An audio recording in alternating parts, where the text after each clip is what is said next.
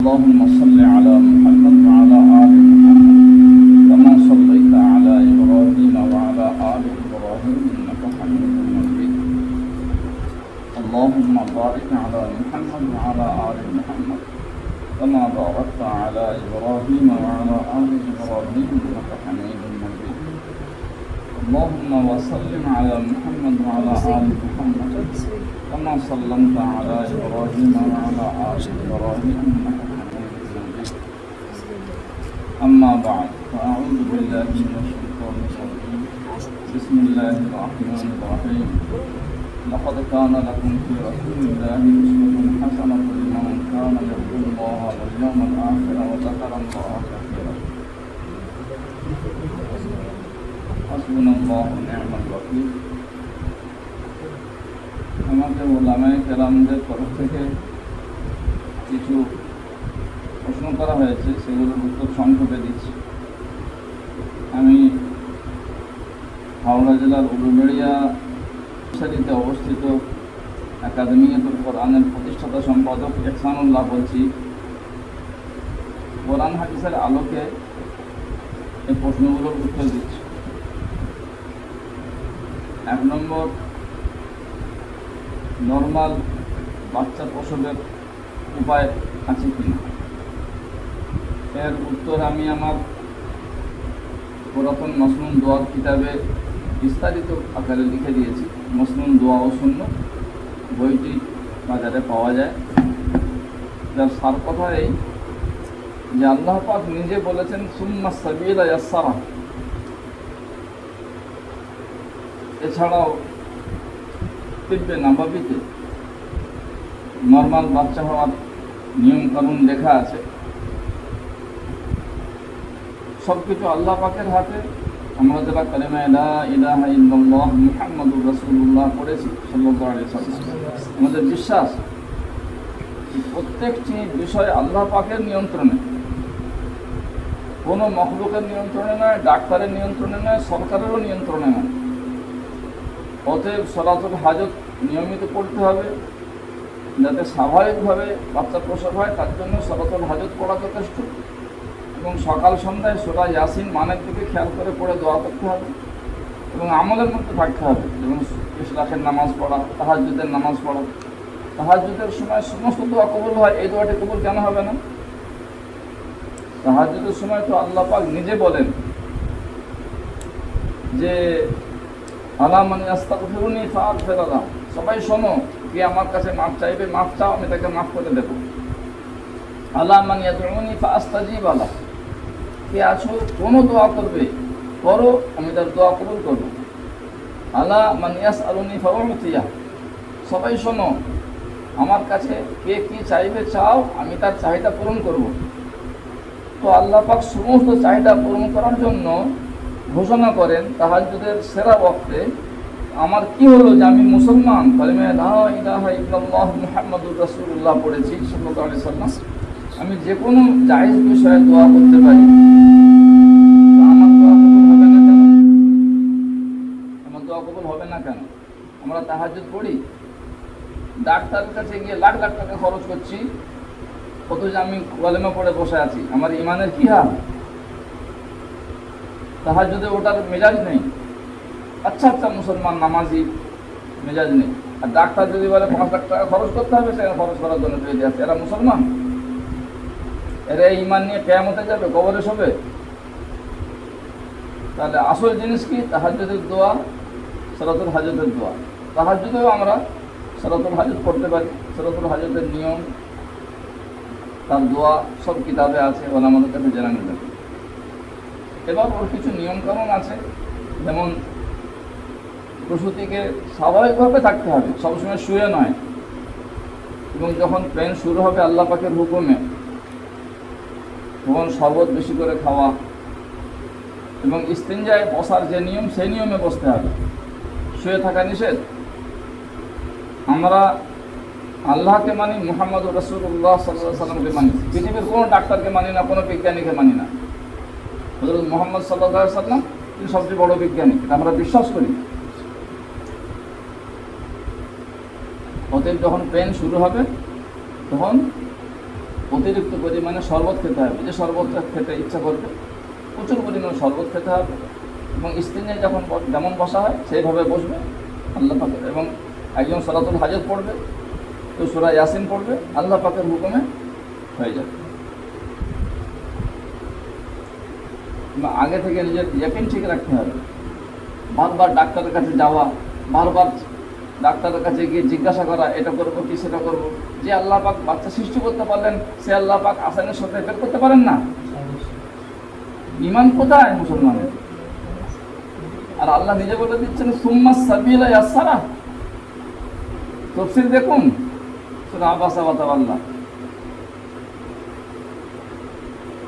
2 নম্বর প্রশ্ন, শরীরে কোনো বিষাক্ত প্রাণী দংশন করলে তার বিষ নষ্ট করার উপায়।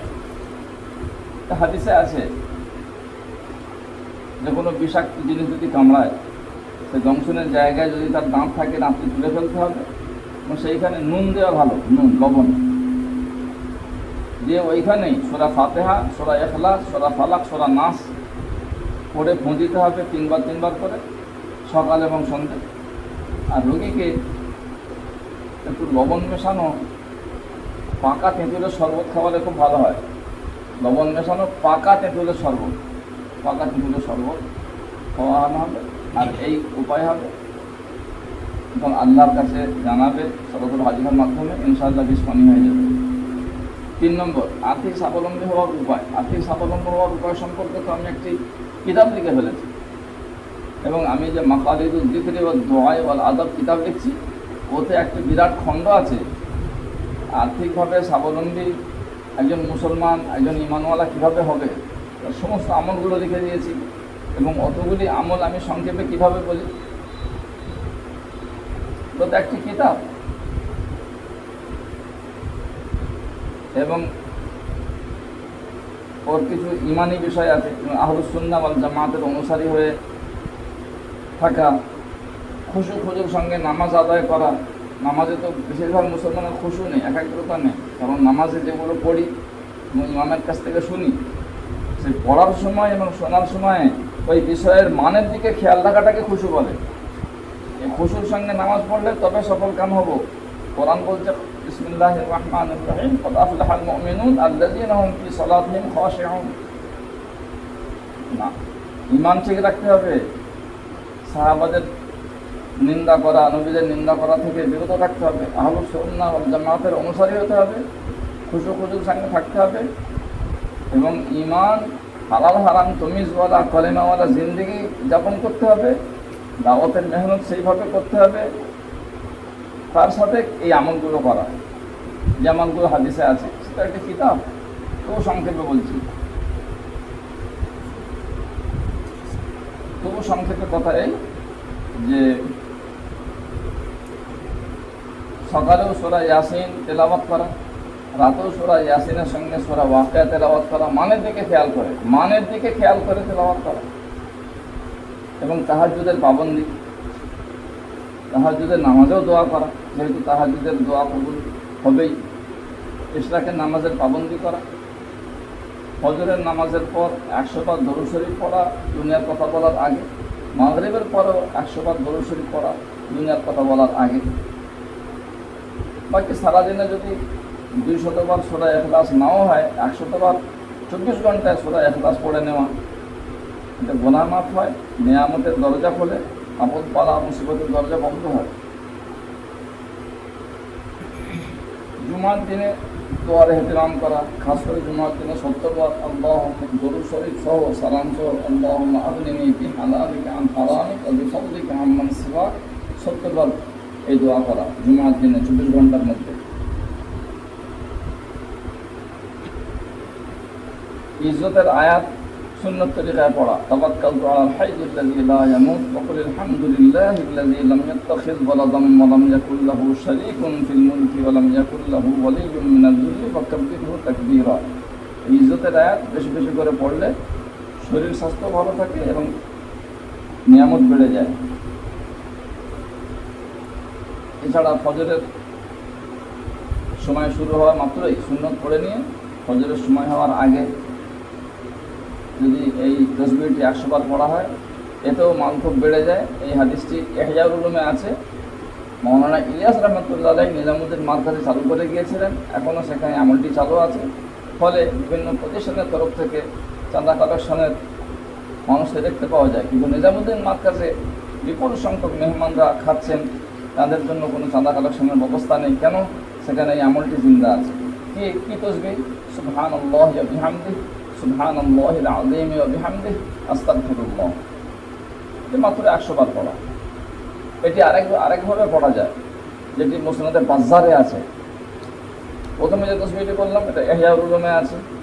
ইহয়াউল উলুমের ব্যাখ্যাকারগণ নকল করেছেন, ওর ফজিলত বলেছেন এই যে মাল এত বেড়ে যাবে বাড়িতে রাখার জায়গা হবে না, আল্লাহ পাক ভালো জানেন। আর একটি তসবিহ আছে, সেটাও পড়তে পারেন, এবং সেটা আমরা বেশি পড়ি, কারণ ওই তসবিহটি বুখারী শরীফে মূল তসবিহটি আছে, মুসনাদে বাজ্জারে এবং হিসনে হাসিনে আছে। সুবহানাল্লাহি ওয়া বিহামদিহি, সুবহানাল্লাহিল আযীম, আস্তাগফিরুল্লাহাল আযীম ওয়া আতুবু ইলাইহি।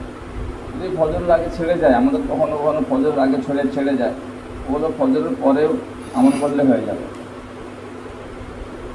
মানে নিষিদ্ধ সময়, দুপুরের নিষিদ্ধ সময়ের আগে আদায় করলেও হয়ে যাবে।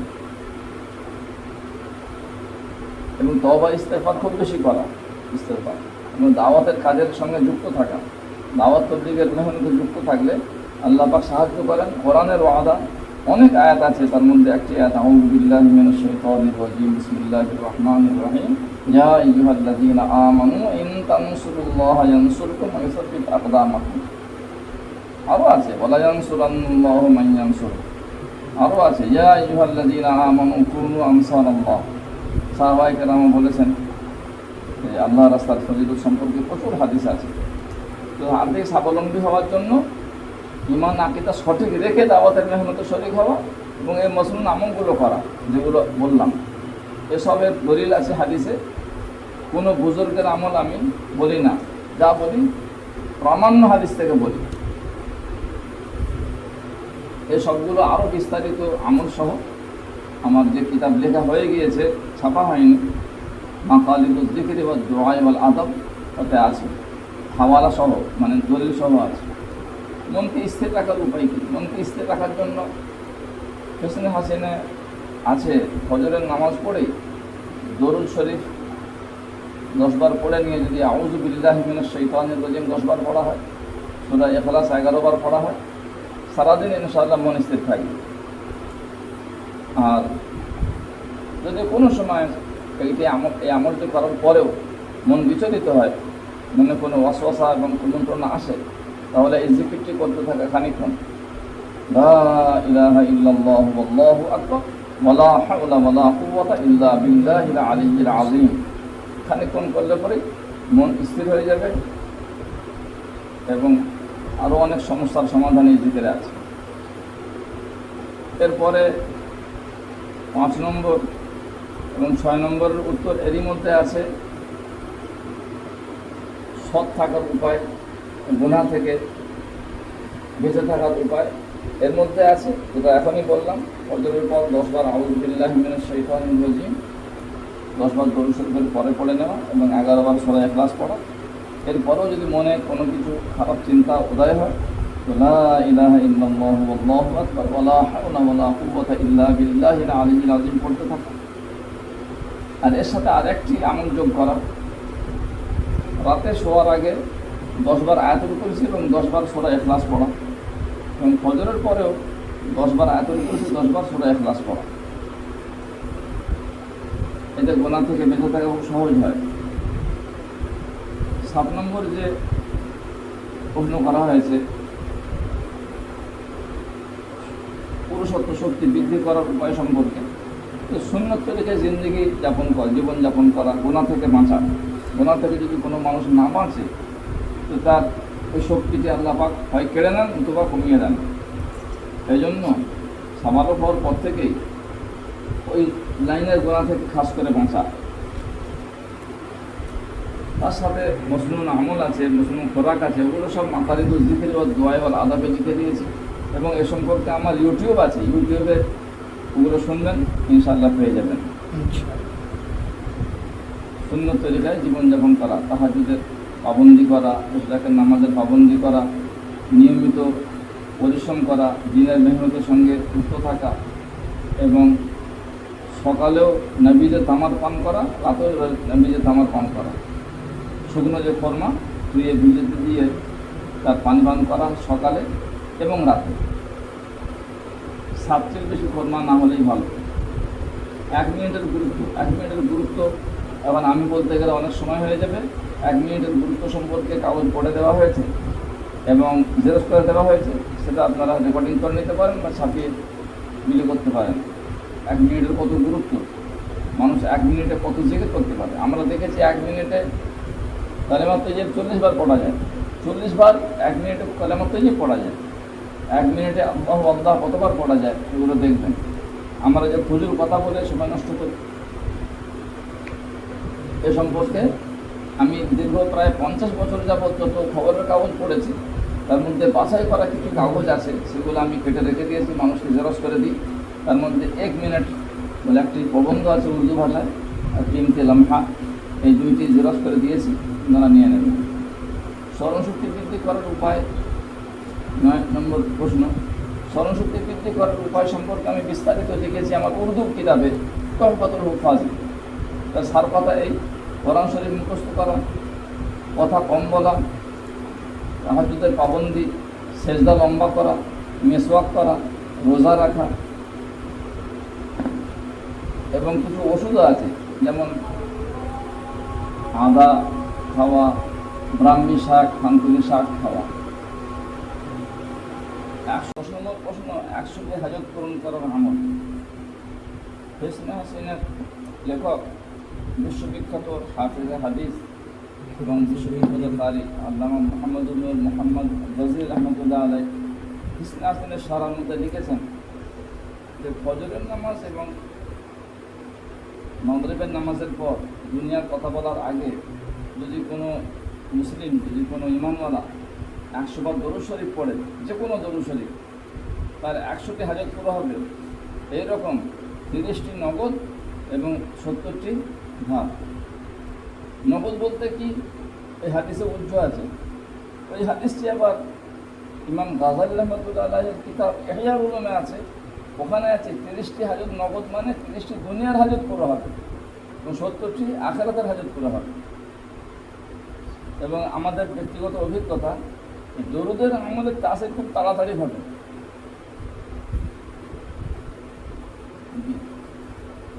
দরুদের সঙ্গে সালামও মিশিয়ে নেবেন, আসসালামু আলান নবী ওয়া রাহমাতুল্লাহি ওয়া বারাকাতুহু। এবং দরুদের মাঝখানে মাঝে মাঝে ইস্তেগফারও করা দরকার আছে, কারণ গুনাহ যে থাকে, বাকি থাকে। ইস্তেগফারের সঙ্গে দরুদ ব্যবহার করে খুব তাড়াতাড়ি ফায়দা পাওয়া যায়। মাঝে মধ্যে 20 বার যদি আপনি দরুদ শরীফ পড়েন, 3 বার যদি মাঝখানে ইস্তেগফার পড়েন, কোনো অসুবিধা আছে? ইস্তেগফার দরুদের সঙ্গে মেশালে আজব ফায়দা পাওয়া যায় খুব তাড়াতাড়ি। 11 নম্বর প্রশ্ন: জান্নাত দেখার আমল। জান্নাত দেখার আমলগুলো সম্পর্কে হাদিসে আছে, মিশকাত শরীফেই আছে। মিশকাত শরীফে যে হাদিসটি আছে সেটা হচ্ছে, সব অবস্থায়, এমনকি গাফলতির জায়গাতেও যদি ইমানওয়ালা বান্দা বা বান্দি আল্লাহ পাকের জিকিরে থাকে, তো ওই আল্লাহর বান্দাকে বা বান্দিকে আল্লাহ পাক দুনিয়াতেই বেঁচে থাকা অবস্থায় জান্নাত দেখিয়ে দেন। ওগুলো খুব পরীক্ষিত। যারা আমল করে তাদেরকে আল্লাহ পাক একাধিকবার জান্নাত দেখিয়ে থাকেন। আল্লাহ পাক সর্বশক্তিমান। এই আমলটি হাদিসে, এটা মুওয়াত্তা এবং মালিকের হাওয়ালাতে মিশকাত শরীফে আছে। জি, যাকিরুল্লাহি ফিল গাফিলিন ইউরিহিল্লাহু মাকআদাহু মিনাল জান্নাতি ওয়া হুয়া হাই। এই হাদিসের ইবারতটা এরকম। খুব আমি ইবারত বলছি আলহামদুলিল্লাহ। যাকিরুল্লাহি ফিল গাফিলিন ইউরিহিল্লাহু মাকআদাহু মিনাল জান্নাতি ওয়া হুয়া হাই। মিশকাত শরীফে আছে। মিশকাত শরীফ সমস্ত মাদ্রাসায় পড়া হয় এবং মুওয়াত্তা ইমাম মালিকের হাওয়ালাতে প্রামাণ্য হাদিস। এছাড়াও আমি অন্য আমল পেয়েছি, যেমন তাফসীর আদ-দুরুল মানসুরে আছে, দৈনিক যে ঈমানওয়ালা বান্দা 1000 বার সূরা ইখলাস পড়বে, তাকেও আল্লাহ পাক দুনিয়াতে জান্নাত দেখিয়ে দেন। হাদিসটি কোথায় আছে? তাফসীর দুরুল মানসুরে আছে। কোথায়? সূরা ইখলাসের ফজিলতে। আরেকটি আমল পেয়েছি দরুদ শরীফের ফজিলতে। হিসনে হাসিনের সারাতে আছে যে অতিরিক্ত পরিমাণে দরুদ শরীফ পড়লে আল্লাহ পাক জান্নাত দেখিয়ে দেন দুনিয়াতে। এই হাদিসটি হিসনে হাসিনের সারাতে আছে, আর ইহয়াউল উলুমেও খুব সম্ভব আছে বলে মনে হচ্ছে। এই জান্নাত দেখার আমলটি বুঝলাম কীভাবে? তাফসীরে পড়লাম যে মুসা আলাইহিস সালামের বিরুদ্ধে ফেরাউনের তরফ থেকে যে কত হাজার জাদুকররা এসেছিল, তারা মুসা আলাইহিস সালামের লাঠির মুজিজা দেখে ওইখানে ঈমান এনেছিল। কী ব্যাপার? জাদুকর তারা ওই মাটিতে ঈমান আনতো, ব্যাপারটা কি? ফেরাউন ধমক দিলেও তারা ঈমান থেকে সরেনি। ওর কারণ লেখা হয়েছে তাফসীরে যে ওরা ওই সেজদায় পড়ে গিয়েছিল ওই মাটিতে, তারা জাদুকররা ওই সেজদায় পড়ে যেতেই আল্লাহ পাক ওদেরকে ওই জান্নাত দেখিয়ে দিয়েছিলেন। ফলে ওরা কারণ হুমকিতে, ফেরাউনের হুমকিতে ঈমান থেকে হটেনি। তাই আমি বললাম মুসা আলাইহিস সালামের কওমকে আল্লাহ পাক ওইখানে জান্নাত দেখিয়ে দিলেন, আমরা শ্রেষ্ঠ নবী মুহাম্মদ সাল্লাল্লাহু আলাইহি ওয়াসাল্লাম উম্মতি দুনিয়া জান্নাত দেখতে পাবো না? হাদিসটা খোঁজা শুরু করলাম, তারপর পেয়ে গেলাম, 3টি আমল পেয়ে গেলাম। আমি খুশ করে সাংসারিক জীবন সুন্দর করার উপায়। সাংসারিক জীবন সুন্দর করার উপায়, প্রথম কথা, বিবি নেককার হতে হবে। বাজাজ কোম্পানির বাইকে হিরো মানে হোন্ডার পার্টস যোগ করা যাবে না। নেককার নিজেকে হতে হবে, বিবিকেও নেককার থাকতে হবে। এই জন্য দোয়া করতে হবে, নিজেকে নেককার হতে হবে, বিবিকেও নেককার হতে হবে, এবং নেককার বিবি তালাশ করতে হবে, তার জন্য দোয়া করতে হবে, এবং দোয়া করে নেককার বিবিকে নিয়ে আল্লাহর রাস্তায় বের হতে হবে। তাহলে করে ওই বিবি বাড়িতে তালিম করবে, কোরআন তেলাওয়াত করবে, সুন্নত তরিকায় নিজে থাকবে, বাচ্চাদেরকে মানুষ করবে, জীবন সুন্দর হবে। তাহলে করে যে ওই বাড়িটা জাহান্নামে পরিণত হয়ে যাবে। দাওয়াতের মেহনত করলে পরে তখন দেখবেন আপনি সাংসারিক জীবন আরামেরই পাবেন। 13 নম্বর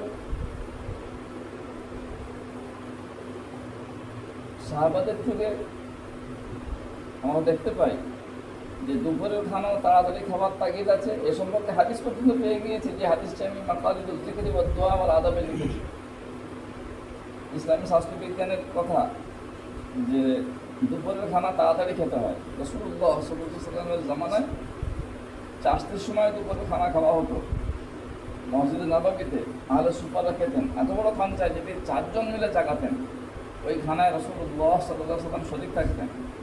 চাষতের সময়, চাষ কখন হয়? 10:30 11টা সূর্য, ওই সময় দুপুরে খানা খেতেন, তারপরে খায়রুল্লাহ করতেন, তারপরে জোহরের নামাজ হতো।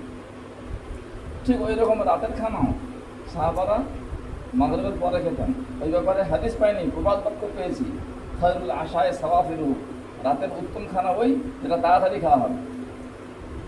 আমাদের ইন্ডিয়ার মধ্যে বিহার, উত্তরপ্রদেশ, গুজরাটে ওদের উপর আমল আছে, মাগরিবের পরে ওরা খানা খেয়ে নেয়, মাগরিবের পরে খানা খেয়ে নেয়। ডাক্তারি মতেও ঘুমের 2 ঘন্টা আগে, 2.5 ঘন্টা আগে খানা খেয়ে নেওয়া উত্তম, একটু হজম মতো হয়ে যাওয়ার পর শোয়া উত্তম।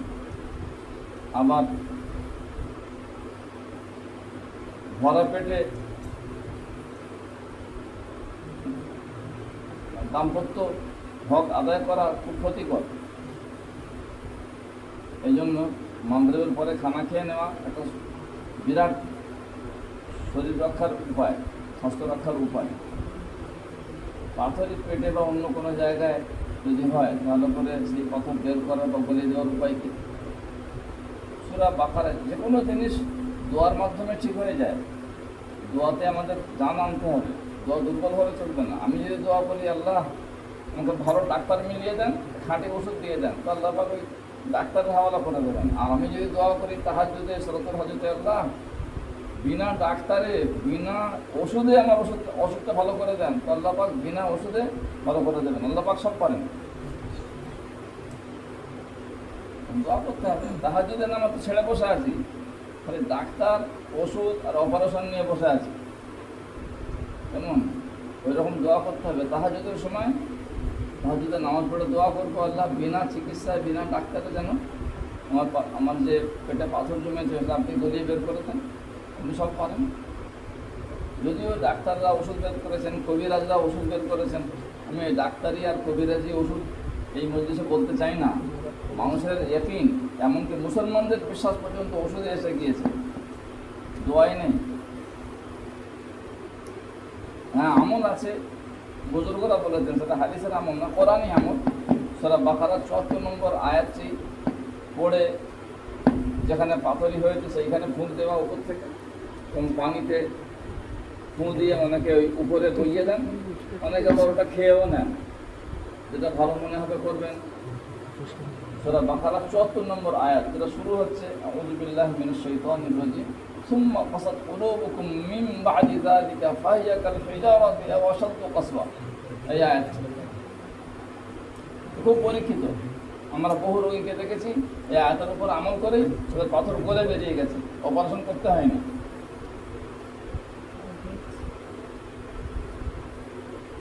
পেশাবের সমস্যা, পেশাব করার আদব আছে, সেগুলো আমাদের আলোচনা করতে হবে। যেমন পেশাব চেপে রাখা চলবে না, পেশাব ফেলে পেশাব করতে হবে, পেশাব করার পরে পাক হতে হবে, পেশাব করার আদব আছে, সেগুলো মানতে হবে। এবং ইনজালের পরে পেশাব করার খুব তাগিদ আছে, রিওয়ায়াতে পর্যন্ত, মানুষ জানে না। ওইগুলো যে যারা মানে না তাদের পেশাবের সমস্যা দেখা দেয়, খাস করে পুরুষদের সমস্যা হবেই বা হতেই পারে যদি ওই সময়, যে সময় পেশাব করার কথা সেই সময় যদি পেশাব না করে। এটা বললাম, বুঝে নেন। পেশাব চেপে রাখা যাবে না। আর ইনজালের পরে, যে কোনো কারণে ইনজাল হয়ে গেলে পরে তার 10 মিনিটের মধ্যে, 5-10 মিনিটের মধ্যে পেশাব করে নিতে হবে, নতুবা সমস্যা দেখা দেবে। এমন সমস্যা দেখা দেবে হয়তো ডাক্তার ওটাকে অপারেশন করে অঙ্গটিকে বেকারও করে দিতে পারেন, অথবা ওয়াশ করতে পারেন, সেটা খুবই যন্ত্রণাদায়ক, বা অথবা অপারেশনের দিকেই চলে যাবে। মানবিক চিন্তা দূর করার উপায় হাদিস বলেছে, চিন্তা করার উপায় কোরআন বলছে, আল্লাযীনা আমানু আউযু বিল্লাহি মিনাশ শাইতানির রাজীম, আল্লাযীনা আমানু ওয়া তাতমাইন্নু কুলুবুহুম বিযিকরিল্লাহ, আলা বিযিকরিল্লাহি তাতমাইন্নুল কুলুব। যারা বাস্তবিক পক্ষে ঈমান এনেছে এবং তাদের দিল আল্লাহর জিকিরে শান্তি পায়। আগের আয়াতের সঙ্গে সম্পর্ক আছে, সবাই শুনে রাখো, শুধুমাত্র আল্লাহ পাকের জিকিরের মাধ্যমেই দিল শান্তি পায়। হাদিসে আছে, মান লাযিমাল ইস্তিগফার জাআলাল্লাহু মিন কুল্লি যিকিন মাখরাজা ওয়া মিন কুল্লি হাম্মিন ফারাজা ওয়া রাযাকাহু মিন হাইথু লা ইয়াহতাসিব। রিয়াদুস সালিহিনেও আছে, মিশকাতেও আছে, দেখবেন। যে ঈমানওয়ালা বান্দা বেশি বেশি ইস্তিগফার করবে, তওবা ইস্তিগফার করবে, আল্লাহ পাক তাকে বিপদমুক্ত করবেন, টেনশন মুক্ত করবেন, আর এমনভাবে রুজি দেবেন সে নিজে টের পাবে না। তওবা ইস্তিগফার দরুদ সালাম সহ করতে হবে। আমরা ভুল করি কি, যখন তওবা ইস্তিগফার করি তখন দরুদ পড়ি না, তখন দরুদ পড়ি তওবা ইস্তিগফার করি না। কী করতে হবে, যখন দরুদের আমল করব তখন ইস্তিগফার মেশাতে হবে। ইস্তিগফার যখনই মেশাবো কমপক্ষে 3 বার, যে কোনো ইস্তিগফার 3 বার করতে হবে। মশহুর ইস্তিগফারের সিরা আস্তাগফিরুল্লাহ আল্লাযী লা ইলাহা ইল্লা হুয়াল হাইয়ুল কাইয়্যুম ওয়া আতুবু ইলাইহি। এছাড়া আরও ইস্তিগফার আছে প্রামাণ্য হাদিসে, আল্লাহুম্মা মাগফিরাতুকা আওসাউ মিন যুনুবি ওয়া রাহমাতুকা আরজা ইনদি মিন আমালি, মানে বুঝে নেবেন। ইহয়াউল উলুমে ইস্তিগফারের বয়ানে 1 নম্বর হাদিসে আব্দুল্লাহ ইবনে মাসউদ রাদিয়াল্লাহু আনহু বলছেন, এই 2টি আয়াত পড়ে যদি কেউ ইস্তিগফার করে 3 বার, তার সমস্ত গুনাহ অবশ্যই মাফ হবে। কোন 2টি আয়াত? আউযু বিল্লাহি মিনাশ শাইতানির রাজীম, ওয়াল্লাযীনা ইযা ফাআলু ফাহিশাতান আও যালামু আনফুসাহুম যাকারুল্লাহা ফাস্তাগফিরু লিযুনুবিহিম ওয়া মান ইয়াগফিরুয যুনুবা ইল্লাল্লাহু ওয়া লাম ইউসিররু আলা মা ফাআলু ওয়া হুম ইয়ালামুন। দ্বিতীয় আয়াত, ওয়া মান ইয়া'মাল সুআন থেকে নিয়ে শেষ পর্যন্ত ওই আয়াতটি যদি পড়ে আর ইস্তিগফারের সাথে দরুদ পড়ে, ওমান ইয়া'মাল সুআন আও ইয়াযলিম নাফসাহু সুম্মা ইয়াস্তাগফিরুল্লাহ ইয়াজিদিল্লাহা গফুরার রহিমা। এই 2টি আয়াত পড়ে যদি ইস্তিগফার করে এবং তওবা ইস্তিগফারের সাথে দরুদ সালামও পড়ে, অবশ্যই তার সমস্ত গুনাহ আল্লাহ মাফ করে দেবেন। ইহয়া উলুম ইস্তিগফারের বয়ানের 1 নম্বর হাদিস এইটি, আব্দুল্লাহ ইবনে মাসউদ থেকে বর্ণিত। মাদ্রাসা চালানোর সঠিক পদ্ধতি শরীয়ত অনুযায়ী, মাদ্রাসা চালানোর সঠিক পদ্ধতি শরীয়ত অনুযায়ী এর মাসাইল আছে ফাতাওয়ার কিতাব থেকে। এই মাদ্রাসা চালানোর মাসাইলগুলো খুঁজে নেবেন, সেই অনুযায়ী চালাবেন। শেখ তাকি ওসমানী সাহেব ওনার আব্বার মুফতি শফি সাহেবের মাদ্রাসা চালানোর পদ্ধতি সম্পর্কে কিতাব লিখেছেন, বাজার থেকে কিনে নেবেন। খুব সম্ভব এই কিতাবে আছে, মেরে ওয়ালিদ মেরে সাহেব। আরবি শিক্ষার গুরুত্বপূর্ণ নিয়ম শুরু থেকে আর কী কী কাজ করার প্রয়োজন আরবি শিক্ষার জন্য। আরবি শিক্ষার জন্য প্রথমে লোগাত শিখতে হবে, এবং আরবি লোগাত শেখার জন্য আমি যে পরিবেশে বাস করি সেই পরিবেশের সমস্ত আরবি শব্দ সঠিকভাবে মুখস্থ করতে হবে, এবং কোরআনের তর্জমা জানতে হবে। জীবনের প্রথম কাজ হচ্ছে কোরআন পড়া শুদ্ধভাবে, কোরআন লেখা এবং কোরআনের মানে জানা। এটি একবার 5-6 বছর বয়স থেকে শুরু করতে হবে। আমরা এগুলো ভুল করি, আমরা কোরআন ছুটে দিই না, বাচ্চাদেরকে কোরআনের তর্জমা পড়তেই দিই না, বলে বড় হয়ে পড়বে। না, ভুল ভুল। একেবারে আমার জীবনে ফায়দা পেয়েছি আমি কি, একেবারে 6-7 বছর বয়স থেকে বাংলা পড়া যখন থেকে শুরু করেছি তখন থেকে কোরআনের বাংলা তর্জমা পড়ছি। কোরআনের বাংলা তর্জমা, আমি বাঙালি বাংলা তর্জমা পড়বো, উর্দুভাষী উর্দু তর্জমা পড়বে। যারা কোরআনের বাংলা তর্জমা ছোটোবেলা থেকে পড়বে তারা আরবিতে দক্ষ হবে। যারা কোরআন তর্জমা পড়বে না তারা কোনোদিন দক্ষ হতে পারবে না, কারণ কোরআনের চেয়ে সেরা কোনো কিতাব নেই। কোরআনের চেয়ে সেরা আরবি শিক্ষারও কোনো কিতাব নেই। কোরআনে সব কিছু আছে, আরবি শিক্ষার গ্রামার আছে, সাহিত্য আছে, বালাগাত আছে, এবং কোরআনের কোনো বিকল্প নেই, কথা কোরআনে আছে। কোরআন তাজিদা মিন দুনিহি মুলতাহাদা, কোরআনের কোনো বিকল্প তুমি কোনোদিন পেতে পারো না, কোনোদিন পাবে না। আর আমরা কোরআনের বিকল্প অন্য অন্য কিতাব বের করে দিয়েছি, এগুলো পড়ো আরবিতে দক্ষ হয়ে যেতে, হতেই পারে না, অসম্ভব। প্রথম থেকেই বাচ্চারা যখন থেকেই বাংলা শিখবে তখন থেকেই তাকে আরবি শেখাতে হবে, এবং কোরআনের তর্জমা তাকে শেখাতে হবে। মুখস্থ শেখাও, মুখে মুখে শেখাও।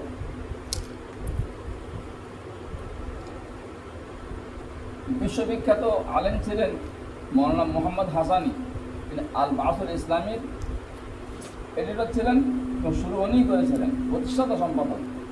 উনি আরবি নহো জানতেন না, খুব বিখ্যাত জিনিস। আমরা নহো নিয়ে বেশি মাতামাতি করি, কাফিয়া পড়ি, সারেজামি পড়ি, উনি নহো জানতেন না। অথচ একটা পত্রিকার সম্পাদক, প্রতিষ্ঠাতা সম্পাদক। ওনার লেখা আমার কাছে আছে, ওনার লেখা বই আমার কাছে আছে, আর ইসলামুল মুফহাম, বিশ্ববিখ্যাত সাহিত্যিক। তিনি কী করে আরবিতে দক্ষ হয়েছেন? ছোটোবেলা থেকে কোরআন পড়ে পড়ে।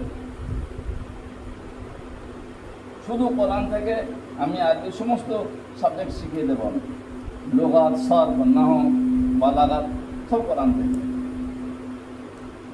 আমাদের এখানে ছাত্রদেরকে জিজ্ঞাসা করতেন, তো রোজ কোরআনের একটি করে সূরা লেখা এবং তর্জমা করা জরুরি। ছাত্র তৈরি করা সঠিক পদ্ধতি, তার আমল আখলাকও ঠিক হতে হবে। 24 ঘন্টা জিন্দেগি সাহাবাদের মতো হতে হবে। মানে সাহাবারা কি তাহাজ্জুদের সময় শুয়ে থাকতেন? শুধু রমজানে সেহরি খেতে উঠতেন তাহাজ্জুদে? না, আমরা দেখেছি সাহাবারা তারা 12 মাস তাহাজ্জুদের নামাজ পড়তেন। এই জন্যে রাসূলুল্লাহ সাল্লাল্লাহু আলাইহি ওয়াসাল্লাম আউয়াল ওয়াক্তে ফজর পড়াতেন দালাসে, যেমন রমজান মাসে হয়। আমাদের এখানে ফজরের নামাজের জামাত হালকা হয় কেন? তাহাজ্জুদ নেই। এসার পর বেশিক্ষণ রাত জাগা এবং শরীরের উপরে বেশি চাপ নেওয়া, এসব তাহাজ্জুদ ছেড়ে যাওয়ার অন্যতম কারণ। অতিরিক্ত কিতাব, ক্ষমতার বাইরে কিতাব পড়া, অতিরিক্ত পড়াশোনা, এগুলো তাহাজ্জুদ ছেড়ে যাওয়ার একটা কারণ। শুধু উপকারী কিতাব পড়তে হবে, এ সম্পর্কে হাদিস আছে। যখন অতিরিক্ত কিতাব মাথায় চাপানো হবে, কী হবে তখন? মান পালাবাল কুল ফাতাল কুল।